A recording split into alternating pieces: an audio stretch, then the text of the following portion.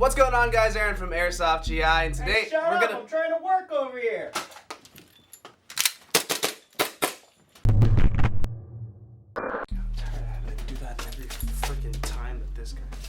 We're going to be covering the Lancer Tactical Enforcer series with Proline internals. They're really cool looking guns and they shoot really well with one little niche to them, so let's get into it. The Lancer Tactical Enforcer series has 3 different variations. It's going to be the Needletail, the Battlehawk, and the Nightwing, with the Needletail and the Nightwing actually having a really cool black and red variation that I don't have in the studio as of right now, but in my hands I have the black and blue Nightwing, and it's called the Nightwing for a very obvious reason if there are any of you DC fans out there, but this is my favorite of the guns that we have in studio at the moment, but all the guns are going to be pictured in the video, so stay tuned. Almost forgot, for all you people that don't like flashy colors, black and red, black and blue, or just the standard tan, all of the variations that you see in the video will have a black variation for it out, if not now, in the future. Before we get into the overview of the externals, I just want to point one thing out. Yes, it's large, yes, it's metal, it's a big gun, but it is really light. Probably due to the skeletonization of most of the body itself.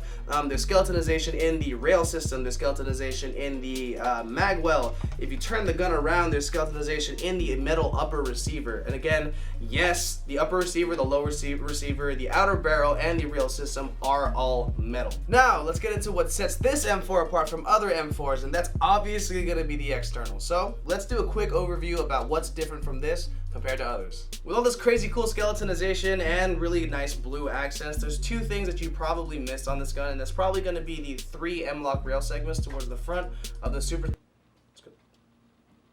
Don't break concentration. Guys, he's aiming at me. That's going to be the 3 M-LOK rail segments towards the end of the gun and the integrated metal front sight, along with the polymer rear sight that comes back all the way over here. Not metal, but it's also not part of the rail, so that's probably why it's not metal. Since I'm holding the black and blue gun, you probably want to know what's blue that you can't see externally, and that's actually one thing. The gearbox shell is fully blue, and you won't be able to tell unless you look into the upper receiver on this side. There are cuts into the upper receiver that showcase that the gearbox is full blue, and if you remove the magazine, you can look up into it and you can see that the full gearbox shell is blue. The other blue parts about this, god damn it, Kevin, stop making noise.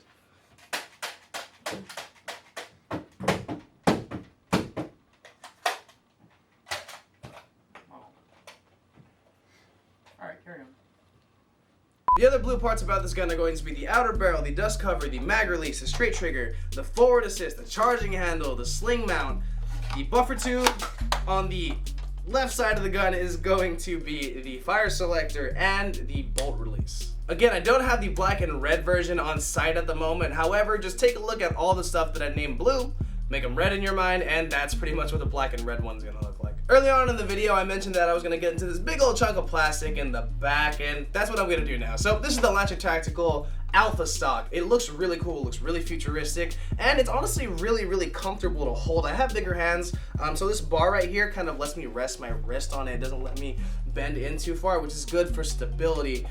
Also, it houses the Lancer Tactical low cap in the back right here. Kind of your, whoops, I hit the light.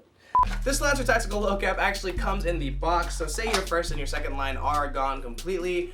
Remove the magazine from the front. There's a mag release on the left side of the stock. You just press that down, slap this into the front, and this is kind of your last resort. So right below the nice little Lancer Tactical logo, you're going to come down a little bit and you're going to find nice little texturing on the front of the pistol grip.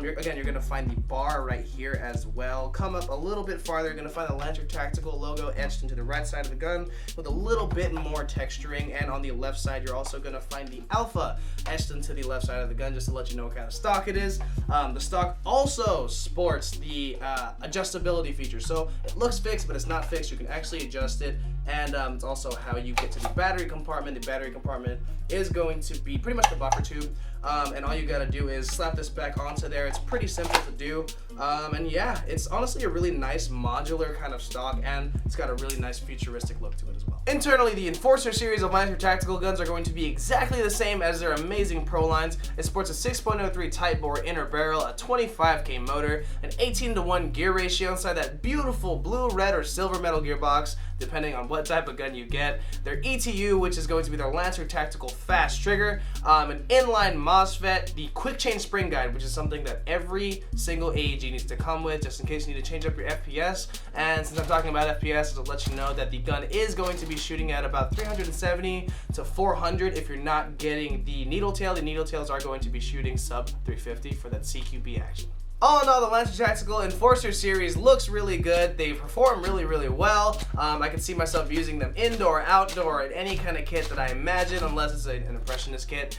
Then obviously I wouldn't be using the black and red version or the black and blue version. I'd be using probably the tan or the straight up black. I love the fact that there's a spare magazine holder in the back just in case your first or second line runs out of ammo. I love the fact that there's a bar for my wrist to rest on as I'm shooting. It's super lightweight. I can run around with it because you guys do know that I like light guns. Again, all in all, they really, really impressed me, and I think I'll be picking up one of those Nightwings or one of those black and red needle tails.